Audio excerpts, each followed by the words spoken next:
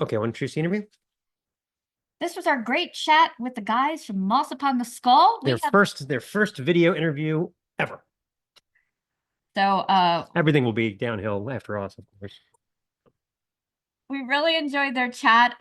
They had some great insights into their songs. We went down a couple rabbit holes, including maybe even discussing dark matter and even going into the Golden Compass a little bit. But really great guys, really great album. Check it out. Well, no, I've been a big fan of the band for a couple of years. I love the label you're on. I Voidhanger. I just think it seems like that guy has such great taste in avant-garde metal, you know. It's one of those labels, if somebody's on it, 90.9% of the time it's worth Yeah. checking out. Yeah. There's a few labels like that, you know. So. Absolutely, yeah, and as it was quite the honor for us to immediately work with him on our first release and now again, because from day one we were like, if we release an album, we'd very much like him to release it just because we've been fans of his roster and especially the kind of music that we play would be a great fit, we always thought, and then to that for that bit to become reality, that was really cool.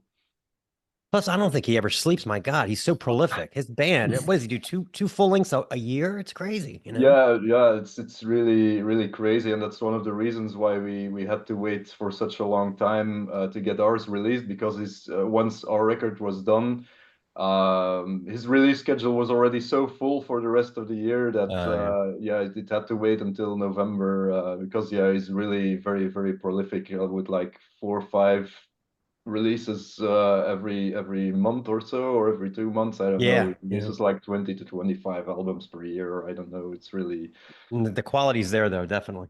Yeah. absolutely. And it's always something unique, and especially really seeks out the unique artists and the unique acts that fit his roster. So he definitely has an artistic vision, which we like to share. So Yeah, definitely. So thinking back, what kind of was the first heavy music then you first got into where you were like, wow, what is this? Okay, I started out on Metallica, obviously, like so many of us. And then I had an older brother who was very much into hardcore punk as well, Chromax and stuff like that. So I used to look to watch Headbangers Ball on MTV. Yeah.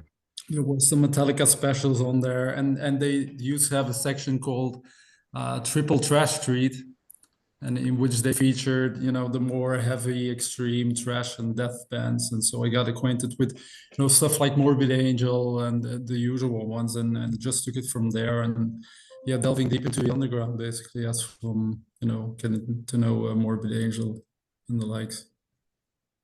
Good gateway one there. Yeah, for me it was like, I remember Cannibal Corpse being in really like a stepstone band, let's say. Before that, yeah, always Metallica, of course, was a huge influence, and still today. But yeah, once I got into Cannibal Corpse, and then later on I got more into black metal like Burzum and the likes of the Norway scene. But yeah, really, I think I can remember Cannibal Corpse being the real moment where I decided that this is something that I want to play someday. Yeah. You were talking about Headbangers Ball. I just remember so many times I would sit through all their crappy interviews with like Kurt Cobain or the Bullet Boys, just because I knew they were going to play the new Creator video. And then when they finally played Betrayer, and it was like during the credits, and they only played half the songs. I was so pissed off. I was like, I sat through all that crap for half of a song. Yeah. Anyway, but it was good to have when it was around. So, Yeah, I remember way back when MTV first came out, we couldn't get cable TV where we lived for a while, and I used to have to record Friday night videos and then scramble and watch it Saturday, like I was doing, taking notes so I could act like I had MTV at school. I'm like, oh yeah, I saw that. Yeah, like they got to the point where they would play like a 10-minute Paradise Lost song on Headbangers Ball, and then they just stopped doing music. It was like those bands were like became huge because of that, and then they just pulled the plug. It's crazy, you know, like Mhm. the rise Yeah, of reality TV killed it, I guess. yeah, I remember seeing more and more of those reality shows on there, and then less and less music. Yeah. So yeah, it's really a pity. Bummer. Somewhere in the late 90s, really, yeah, it wasn't about music anymore, it seemed. No. Do remember a local radio show as well that highly influenced me. Probably Jense will know it too, the Metalopolis on Studio Brussels, which was also something that, because you mentioned taping, I remember taping the show as well. And then because it was like really late at night, so I programmed my tape recorder to turn on when it aired, and then I listened to it religiously on my Walkman the Oh, day yeah. after. So good times. No. No. So were your family supportive when you decided to be in this type of music? Because some are and some are like, what are you doing? Well, for me, yeah, actually, yeah, they were really enthusiastic that I discovered music and that I started to play an instrument and that I was really serious about it. Yeah, I used to be, you know, how it goes with teenagers, really into like Satanism and stuff, and I was like really, how would I say, enthusiastic about it and wanting to be serious because yeah I don't know you're so caught up in it and then my parents were like what and who else is involved in that stuff. They're like asking all kinds of questions, but yeah after yeah in hindsight it's just yeah teenage stuff, you know. It never really was serious. It's more like the philosophy, spiritual type stuff that interested me, and really not the ritualistic side of it. But other than that, yeah, they were always really supportive and encouraging me to play music and be serious about it. So So I love the name Moss Upon the Skull. Yeah. I was certain when I Googled it, it was going to show it was a book or a poem I was unfamiliar with, but it just comes up with you guys, which is great. But where did that originate? Very tattoo worthy, by the way. I have 2 skulls tattooed on me somewhere, so maybe I'll have to do a third. I admit I have a skull with moss on it tattooed as well. So yeah, indeed. Actually, yeah, as it goes with starting a band, you have to come up with a name, and yeah, we wanted to have something that was tied into spirituality or some kind of witchcraft or occult practice. And we were looking around, yeah, all kinds of sites. Originally, or at least I had the idea of having like a really long name, like a sentence almost or something like it, Yeah. and then have like a really abstract logo. So we threw around ideas, and then our former guitar player Tristan, who's unfortunately no longer with us, came up with this moss upon the skull of a dead man unburied. And that came from like a late medieval or Renaissance recipe for some kind of a potion. It said it's Wow. like you can find it if you Google it. I believe I used to be able to retrieve it somewhere. It's like a really short passage from this recipe that states that you have to get the moss from a skull from a person that wasn't buried, so that was lying around somewhere, I guess. Oh, wow. And that moss grow on its skull.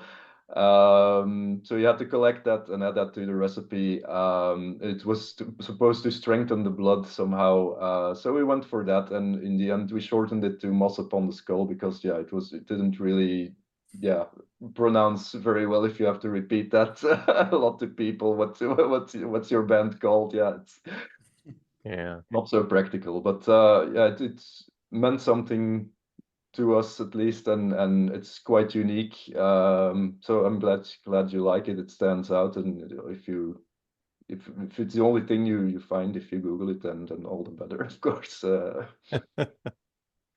Yeah, you take a chance with a long moniker like that. I remember being in college and someone told me about this band Rage Against the Machine. I was like, they'll never go anywhere with that name. That's terrible, you know? It's like a sentence, you know. What did I know, right? You know. Yeah, exactly. Yeah. Well, what'd you guys make up for? I see you made it up for with the song titles, which are really long. Much longer on this record Yeah. than the last record. Yeah. I made a point of it, to be honest. Like we're really, or at least, yeah, I really like those types of song titles that are really long. If I don't know if you're familiar with the band Necros Christos from Germany. No. Which is a really excellent death metal band, by the way. And on the last record, at least, I don't know, can't remember from the other records. It didn't strike me as much as on the last record they released. They're excessively long even, so it's like really a paragraph almost. Yeah. Always it triggers my imagination, and that's what I wanted to achieve.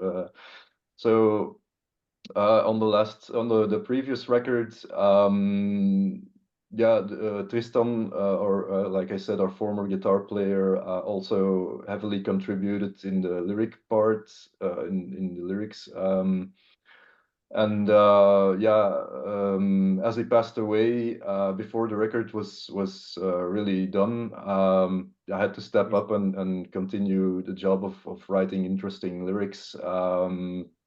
So that's why there wasn't really it was more like a collaborative effort, you see, whereas and less of a, it's not that our latest album is really a concept album per se, but it was like more, okay, we have these songs ready.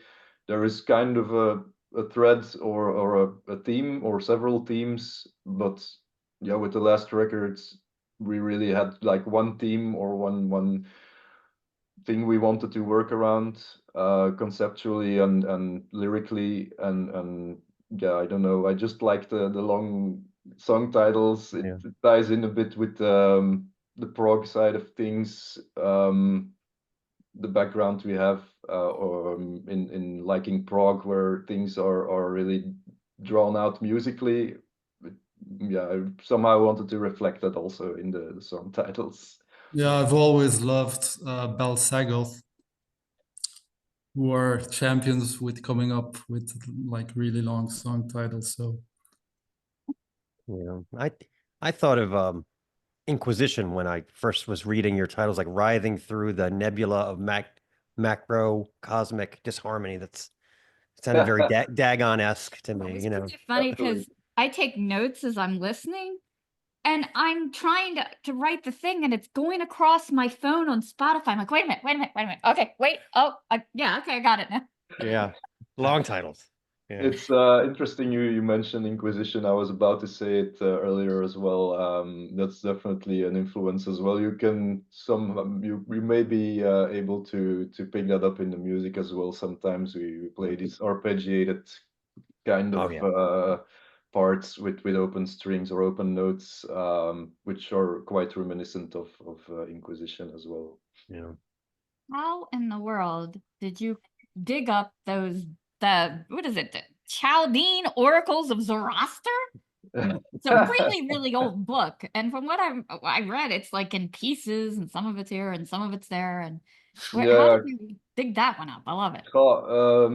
I was like doing research to like I said, come up with interesting lyrics. I didn't just want to go back to the classic death metal themes and lyrics, and I've always been interested in like philosophy and spirituality, and I've been watching the Esoterica YouTube channel heavily also during the pandemic, and it's like this professor in the occult, about our age, around 40 years old, and he's like really scholarly, explaining all things occult, spiritual, alchemical, and really great way of explaining these very complicated, complex concepts in a understandable way. And he mentioned these Chaldean oracles as being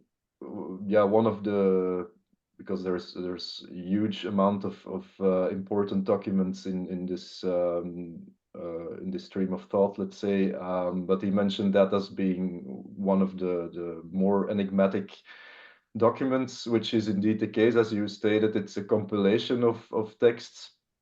I ordered it because he always mentions the sources of the episodes and the interesting works that you can then order somewhere. And he mentioned the website where you could order these works. And it's actually part of a series, because there was also one on Egyptian magic that I read from that same series. And there's like these little booklets, like, I don't know, like 50 pages thick or so, because it's really not that extensive as a work.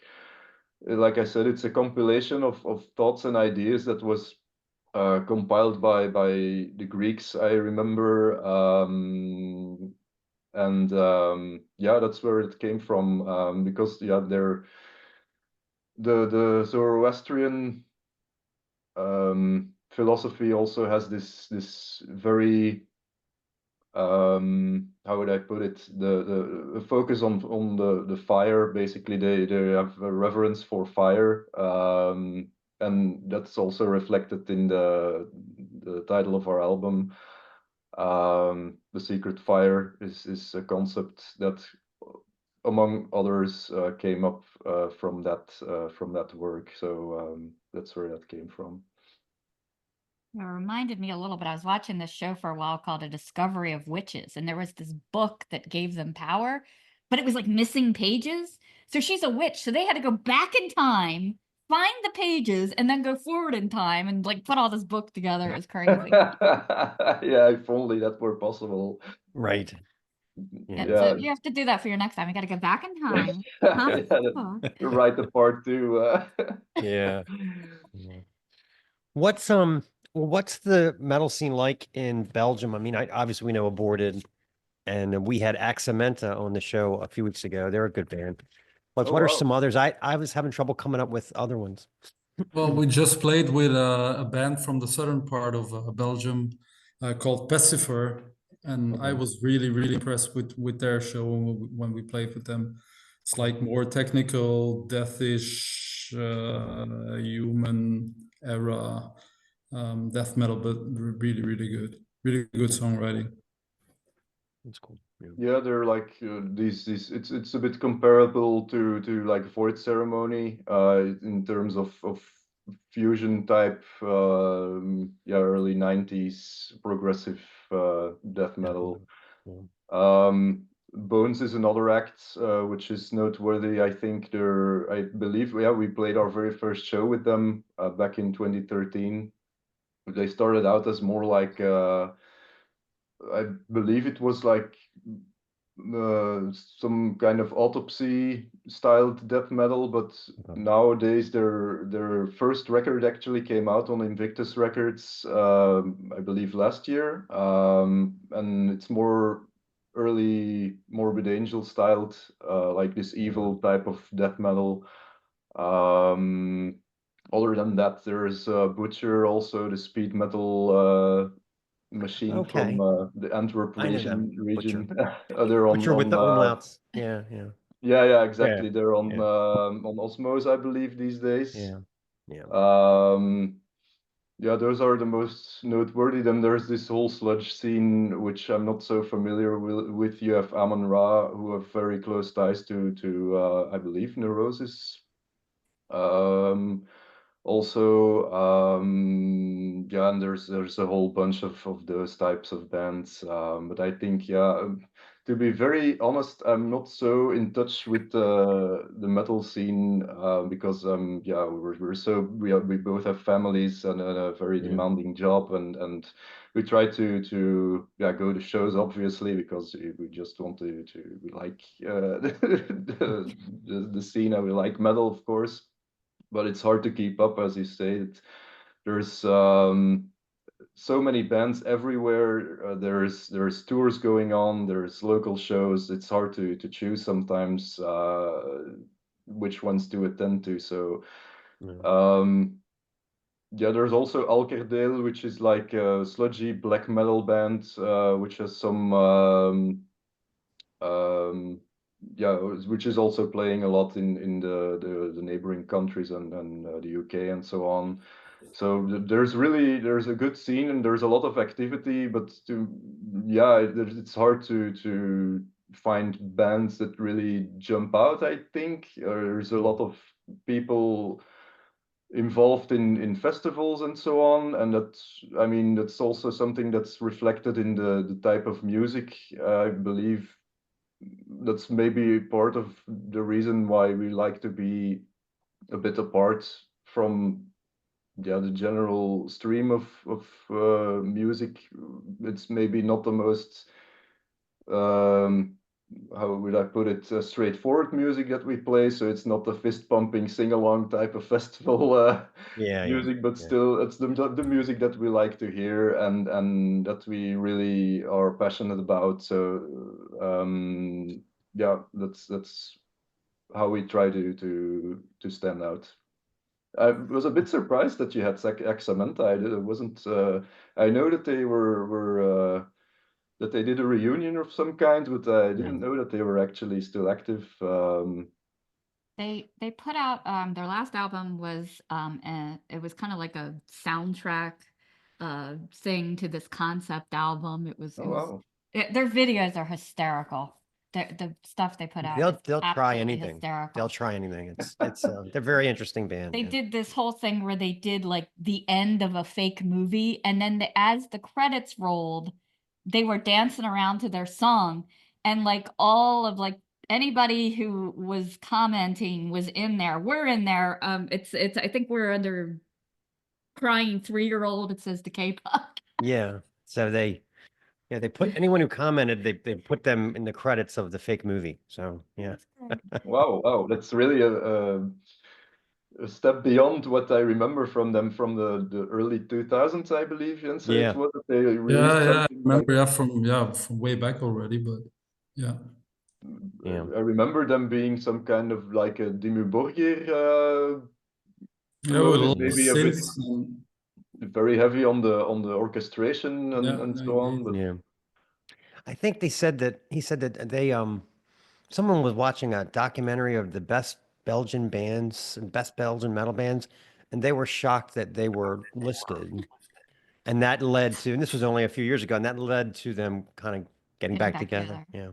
Okay, cool. Yeah, when it comes to the Belgian scene, the mighty Ancient Rites is still going strong. Yeah. We just played a show with them, and it's very cool to see them back together.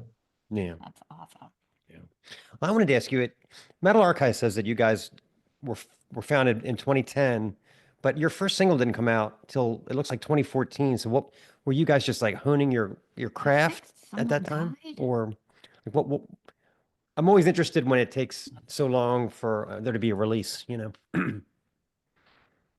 Yeah, definitely. I mean, we really wanted to first of all have enough songs and so on to play live to support any release. We wanted to make sure that it was, would I put it, mature enough to release something that the material, and that's what we still do, and that's one of the reasons why it took a long time between the two albums. Also, yeah, some of the songs on the first album, which was released in 2018, really date back from the early days, from like 8 years before, and so there's really a very heavy focus in our band on fine tuning and on details, making sure that the highest impact is achieved, I would say. Yeah. That the transitions are smooth, that it's not just juxtaposing parts, that it's memorable songs. Yeah. And that's the main reason, I believe, why it took so long. Also, we just take a long time to write songs, I guess, compared to other bands. I don't know, Jense, if you remember Yeah, why it took indeed, so it long. it takes us a long time, and just doing rehearsals, you know, listening back to what we did on rehearsal, and then fine tuning it, and it just takes an awful lot of time. And Jeff is good, really though. picky It's on my drum parts as well, so we're really yeah. picky on what can go into the song, and what needs adjustments, and so on. So Yeah, yeah, it's it endless. takes us a long time. We've only written 2 new songs since the album, right? So Yeah, it's really endless fine tuning, variations on the same ideas, to make sure that we really come up with something that's worthy of being recorded. Yeah. It's we want to do something, or at least, it's not that we're groundbreaking or anything, I would say, but we want to have the feeling, at least, that the song that we're putting out there is, as a whole, something that's completely our own style, and that it fits with the rest of the material that we've put out, on one hand, and that it's timeless. Basically, that's our main goal. We want to release something that, if we listen to it in 10 years, that we're still proud of, and that it's not dated, that it doesn't sound dated, and also that if you're as a listener, that you can always listen back to it and keep discovering new elements that you haven't heard before, because that's what we also love in the music that we listen to. Yeah, I love the variety of riffing, from, what I call the lant to the chugga chugga chugga chugga chugga chugga chugga. And the way it all kind of flows. And then when you hit that groove, I mean, that's got to feel satisfying. I notice when you hit a groove, you'll stick in it for a while, and that's so satisfying to the listener. I'm sure it feels that way playing it. Yeah, definitely. The thing that we always maintain is we use one tempo per song, so the BPMs, beats per minute, are always the same throughout the song, because you have to limit yourself somehow. Otherwise, I mean, I'm prone to option paralysis myself. If there's too many options, I get paralyzed with the variety that is of possibilities. And that's one thing where we decided, because otherwise it becomes really even more of a struggle to get it recorded if you have these varying tempos on top of what we're already doing. So what we're doing is we have this fixed tempo throughout the song, and then we vary with length of a riff, or with doubling, or playing it halftime, or stuff like that, to keep it interesting. And that's, I hope, that leads to some kind of a groove, or some kind of a unity throughout the song, even though there seem to be, at first listen, I can imagine that it seems to be quite randomly composed sometimes, but you can be sure that a lot of thought went into each idea, to make sure that it's something that can be repeated in some form or another, and that it's contributing to the whole. Yeah, it comes across really, really well with all the different ones. And oh my God, the drumming on this thing is just like, you must need a Lars masseuse when you're done. And I love your I cymbal wish work I too. have one, because it's not the case, unfortunately. Well, is the limiting the BPMing, does that make it a little easier on you, Jense? I mean, yeah, I mean, it's what we came up with as an idea from the very start, to just come up with 1 BPM per song, and then, as Jeff pointed out, doubling, halftime, all that stuff. There's not that many riffs per song, actually.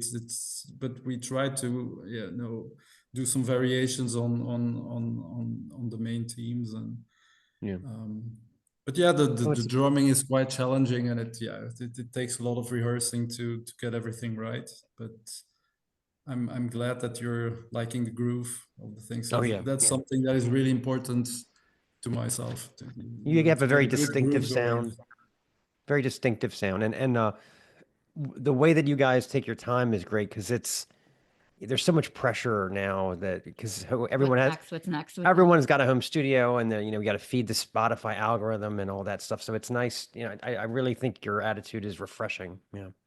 It's good that you mentioned that because I really get very annoyed even by by that type of culture. Yeah. And it's not that we consciously take a long time, it just takes us a long time because Yeah. of the type of music that we want to put out. But on the other hand, I'm happy that it takes us so long in a way, because it's really going against this culture of you have to release something and you have to be drawing attention to you, because otherwise people will forget about you. And that's also the thing that I like about Voidhanger as a label.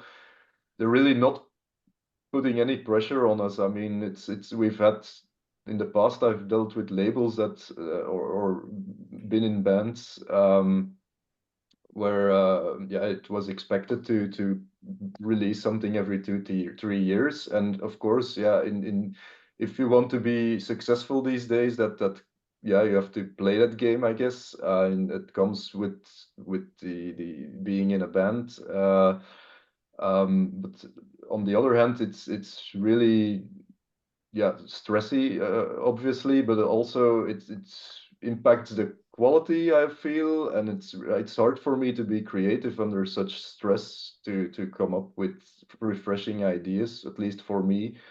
I guess there's people who thrive under that pressure, but that's not it's just not for me. And I'm really glad that Luciano from Voidhanger is really not even about playing live, because also there is some labels, they really insist on we only release your stuff if you play live to support it. And I'm like, okay, sure, we like to play live, of course, as much as possible, but I mean, it can't be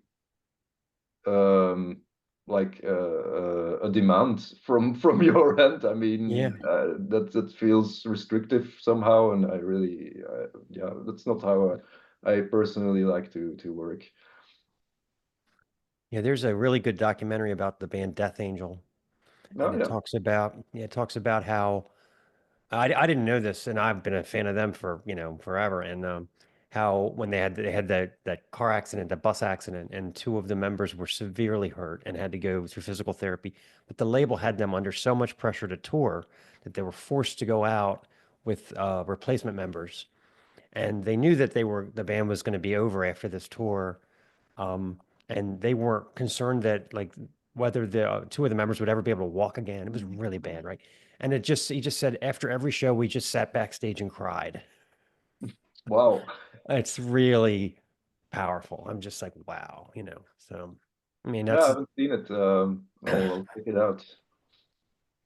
yeah, But that was that's really that's not giving you the right atmosphere to be creative or to be productive as a band. I mean, I can't right. They were like believe. 19, 20 years old, crazy, So, Yeah, that's yeah, very unreasonable. just the So pressure, to say the the least, pressure. yeah. Yeah, yeah, crazy. Or we've run across bands where their label wants them to make, 3 music videos, and just they want them to make it, but they don't help them make it. They're just like, just think of something. Well, that I still mean, happens now. Yeah, yeah, yeah, I guess so. And it's already a huge investment in not only in time but in money to be a musician and to record music and to put it out there. And then on top of that, come up with these videos. You have to really be, whereas in the past you just had to focus on writing good music and be the yeah, best musician that you could be. These days it's just expected that you're part musician, part manager, part yeah, producer, part engineer,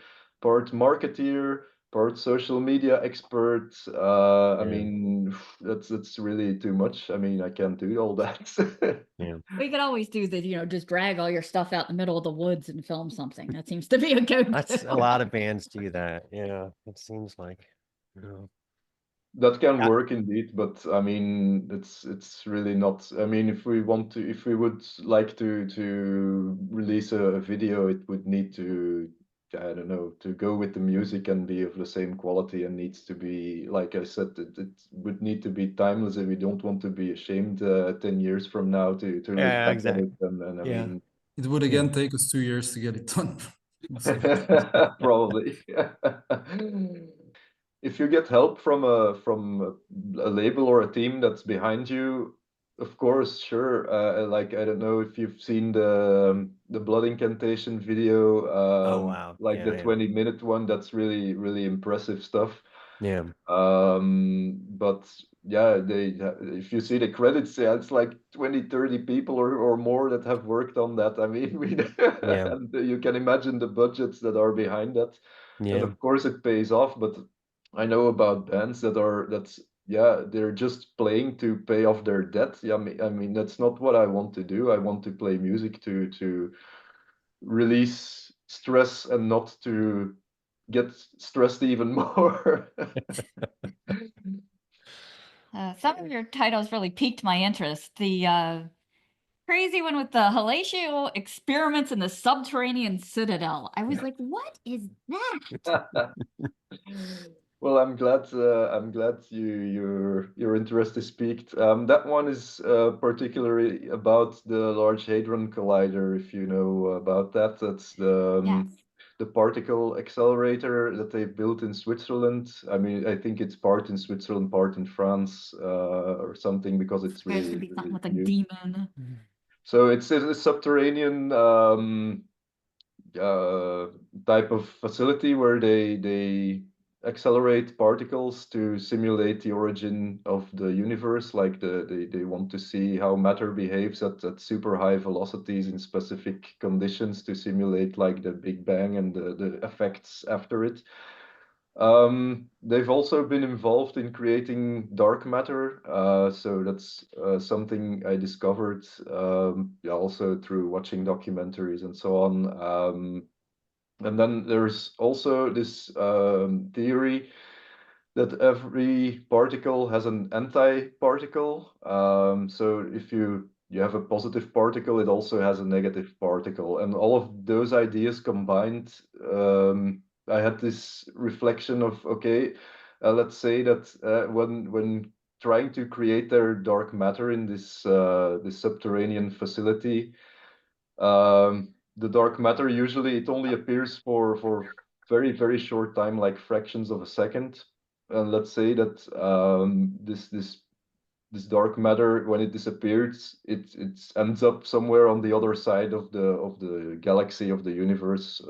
And let's say that all of these dark matter particles conglomerate to form some kind of an antichrist. And that was a bit the essence of that story that made me write those lyrics. So let's say that the alchemists, of which I speak in the lyrics, which are the scientists working at the Large Hadron Collider, that they are unaware of that they are actually summoning the Antichrist somewhere in the galaxy, without knowing. And then the song ends with the density peaking, which is the singing part where I sing density peaks, which is the huge black hole, if you want, that will consume everything. And yeah, that's a bit the storyline of that song. Yeah, there's so many movies, even like Stranger Things. It's like, don't mess with the particles. Bad things happen. Stop it. Well, I just No. wonder, those guys come home from work and, their wives are complaining about working at the restaurant. And they're like, you think you had a tough day? I almost caused the end of the universe, Exactly. Yeah, fortunately, I mean, it was actually a theory at some point. What if this dark matter, just all clutters together into a black hole and consumes the planet or something. Yeah, exactly. Really like this doomsday theory. But of course, yeah, that's, I don't know. I'm not a scientist myself. It was just, it piqued my imagination, and No, it's fascinating stuff. Yeah, it yeah, really yeah, is. absolutely. There was a period of time where I was like into this quantum mechanics type stuff, and also it tied in with the alchemy uh, theme that I wanted to broadly interpret for the record, because yeah, purely on the alchemy side, there's a few songs that cover concepts purely about alchemy, but I had to extend the theme to other types, because in the end it's all about yeah, discovering the philosopher's stone, which is a metaphor for enlightenment or self refinement, if you want. So that's, and all of the songs tie a bit into that concept. Yeah, I always like the concept of like the golden compass, where there are all these worlds and you have to find your way. If your world is doomed, you got to find your way to cut through to another one. It's a wild theory. That was a wild show. Yeah, that was real. Yeah. But I especially love the fact that you use a lot of cymbal abuse in your songs. You can always hear it crashing, and it adds a great atmosphere. Do you use like multiple cymbals or hi-hat guy? What do you use for that? A fairly basic setup. It's not as if I have like 20 cymbals or something on the record. It's really basic, hi-hat, right, 2 crashes and 1 small China cymbal, and that's basically it. And then just, you know, fiddling around with everything basically, and You have this this stacked thing also, right? Yeah. We took some broken cymbals, and at the very end of the record there is a small passage where I use that, you know, stacked broken cymbals stacked on one another to create something of a cool effect. But apart from that, really basic setup, not a Mike Portnoy type of Yeah. 22 and all that, toms yeah. and everything. Yeah. No, it's not the case. Really basic, and just getting, you know, maximum results with, you know, that small amount. Who was your favorite Big Four drummer, or the most My favorite influential? what? Big Four drummer, or the Big Four? Like, who is your favorite? Drummers for myself, I'd have to go with Lars, obviously. Lars from Metallica is the guy that Very started it all creative. for me, and I'm still a very big fan of his. Obviously, his work nowadays is not what it used to be, but Well, yeah. you know, if you look at him, you know, the And Justice for All tour, for instance, you know, the live shows that they did at that time were just spectacular when it comes to me. Mike Portnoy was a really big influence on myself as well, because after being into, you know, metal and extreme metal for a long time, I ventured towards the 70s prog, but it was, the gateway band was, I guess, was Dream Theater at the time, because, you know, they talk in interviews about about King Crimson, about Camel, so I checked out all that music as well, and within the prog scene, I mean, there's so many great drummers. I'd have to say Bill Bruford, definitely, from Yes and King Crimson, drummer from Camel, Gentle Giants drummer. I mean, there's so many great drummers, and when it comes to extreme metal, I'd have to point out Proscriptor from Apsu was a huge influence. In Texas, I think on my playing, and Sral, the guy from the Norwegian band Voidhanger, was also a huge influence in my playing. Very avant-garde album, yeah. What he used to do with fire as well. He didn't play drums at that time, but you know, that whole, as you put it, avant-garde take on metal was a huge influence. So, but there's so many great drummers out there. I mean, did you have any jazz background? Because you do some seriously intricate work. It's all self-taught, basically, just by listening to huge amounts of music and very different styles of music.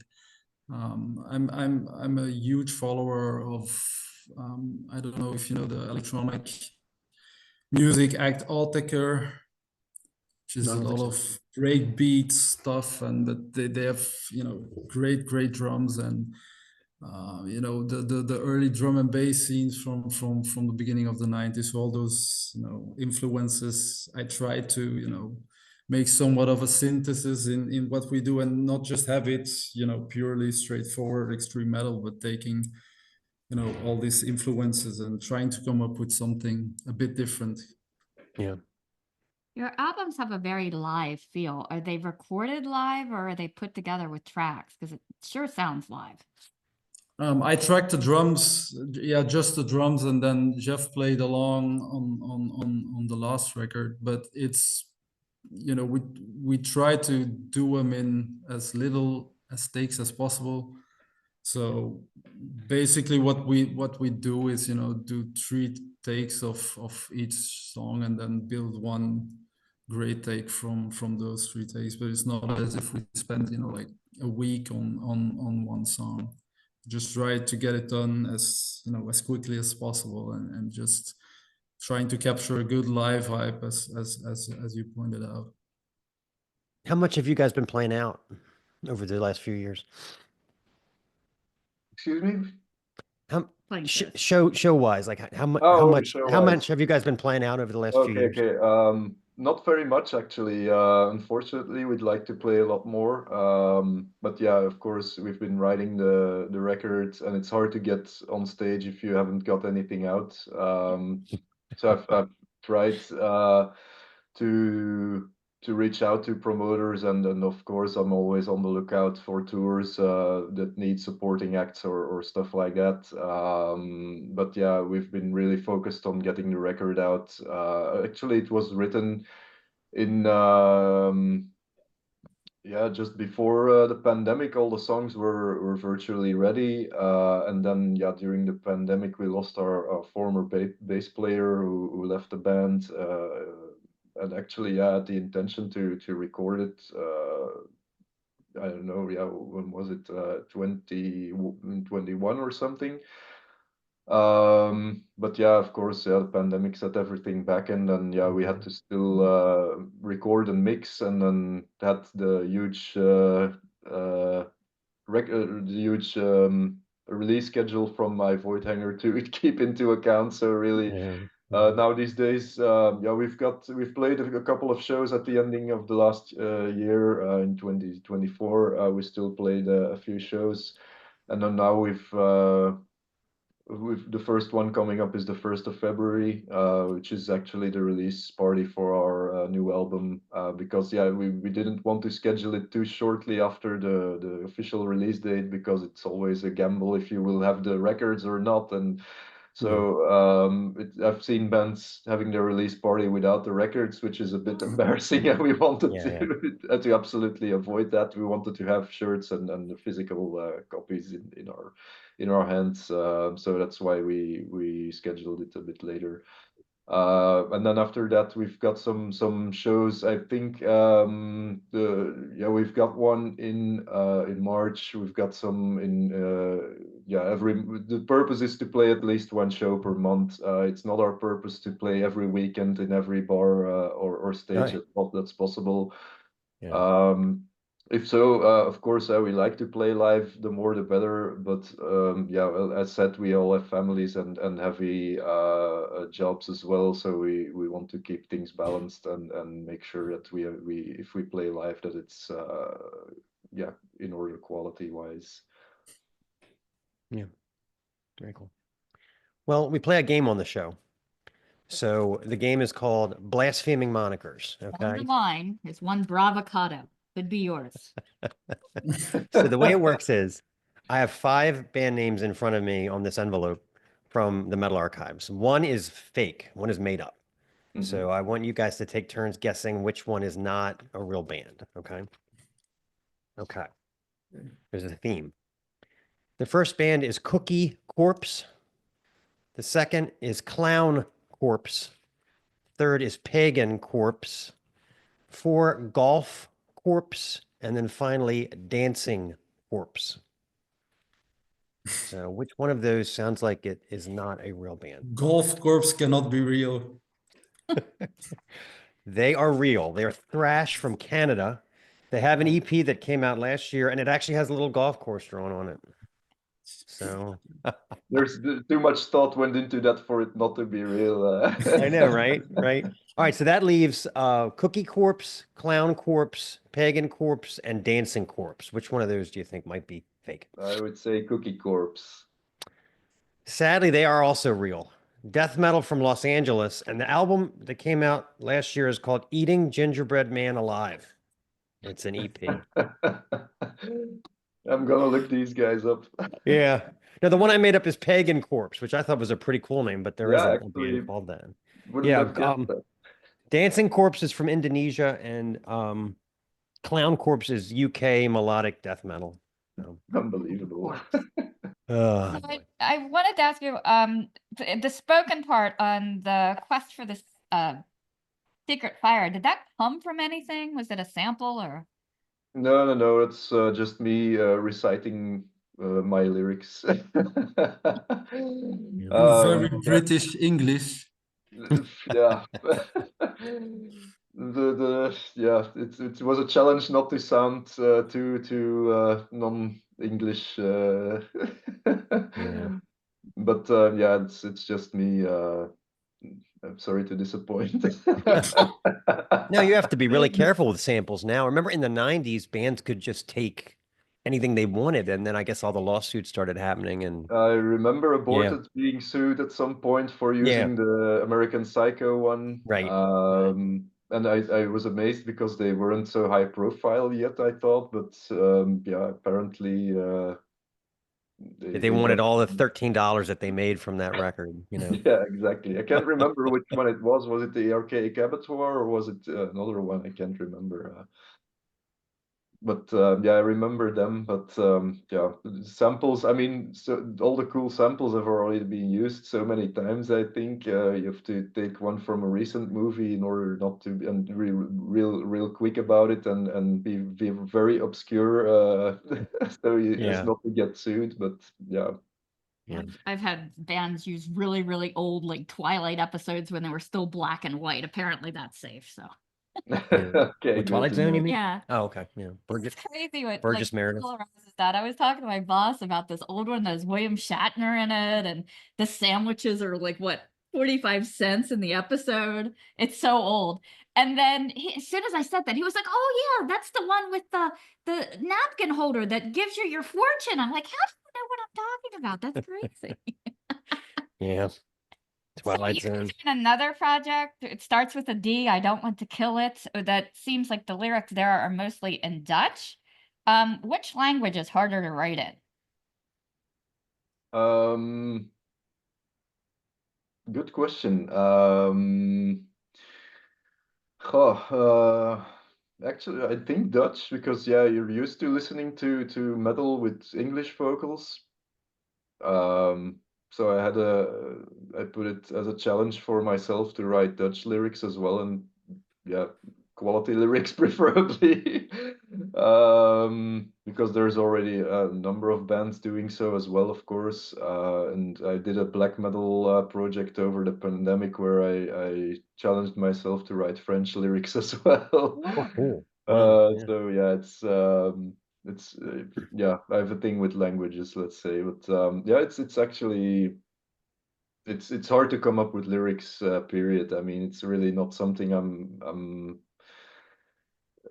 that comes easy to me, to be honest. I really need to do research properly and then be triggered by one good idea, and then yeah, I mean, once I have an idea about which to write, yeah, what that I want to write about, usually it's the same with the songs. Usually it's just one spark, one idea that I think is good enough to base the rest upon. But yeah, it's really the lyrics. I dreaded the process of writing lyrics because it's really something that I need to push myself to do it. So in either language, it's always hard. Yeah. I've learned not to trust Google Translate. So how do you say the name of your other band? Because I don't want to kill it. Dwalicht. Dwalicht.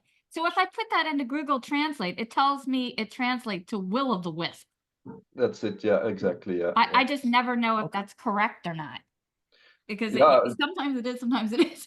It's like the I googled it as well in English because I was wondering what the English translation would be, but it's like the where you have a marshland. You sometimes have these gases that spontaneously ignite, and those were the lights that in the past they were believed to be the souls of non-baptized children, I think, where that led people astray into the marsh, and then got drowned. So that's a bit the story behind that, indeed. Yeah, I think it corresponds to Will of the Wisp, right? Yeah, around here we call that swamp gas when all that Right. wild stuff comes up and you get Little less poetic. yeah, Yeah. little less. We discovered this band we reviewed a couple weeks ago called Trha, and it's a one-man black metal band. I think he's from Mexico. And everything he writes is in his own language that he created, and it has very specific grammar rules. And Wow. and the thing is, Google Translate actually translated some of it, and I can't imagine how, because it's completely made up by this, and he's real prolific too. I mean, he's got like something like 15 albums out already, and Wow. it's a really good band. And that's not his only band. He has this other one called Sadness, which is like equally prolific. Yeah, I'm like, this so I don't- man does not again, sleep. Yeah, it's another one of those. But yeah, making up your own language. Can you imagine that? I mean, it's hard enough to write lyrics in a given language. And But- his lyrics are about a world he also made up. See, that's the thing. Like when you start telling people that you're into a band that's a one-man black metal band that made up his own language and he's in an undisclosed location, you just sound like a snob. You just sound so elitist. Completely, yeah. Yeah, I can't imagine the effort that it would take to come up with your own language. Yeah, it's really inconceivably hard, I must imagine. And this younger generation, they impress me with, their abilities sometimes, Yeah, definitely. I mean, it takes a lot of dedication and commitment to have 15 albums Right. out, let alone come up with a language and a concept to fit it in. It reminds me of Tolkien. I mean, it's what he did. He invented a language, or multiple languages even, and then had to come up with a world to use them in. So that's actually what this guy is doing. Apparently, also, it's impressive indeed. When I was that age, all I cared about was beer and females,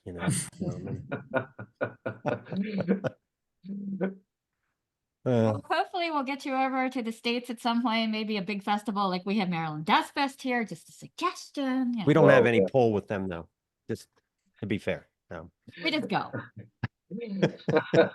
Sometimes the bands think that we can put a word in. We don't have any affiliation. We just go every year, so.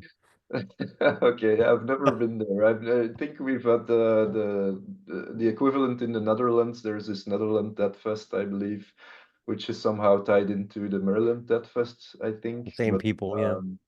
haven't been there, to be honest. I've seen Maryland Death Fest, of course, and yeah, obviously, if at some point that would be a possibility, of course, we wouldn't hesitate. This is the Snaggletooth Extreme Metal Podcast.